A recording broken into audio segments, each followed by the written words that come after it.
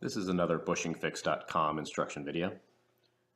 Start by removing the cable from the transmission pin and removing any of the old bushing that's left in it. Once it's clean, you'll take the bushing and set it into place and set the installation driver on top of it, and you should be able to squeeze it in by hand.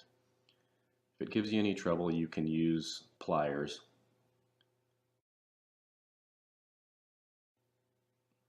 After that, use the included pack of silicone lubricant and apply it to the transmission pin.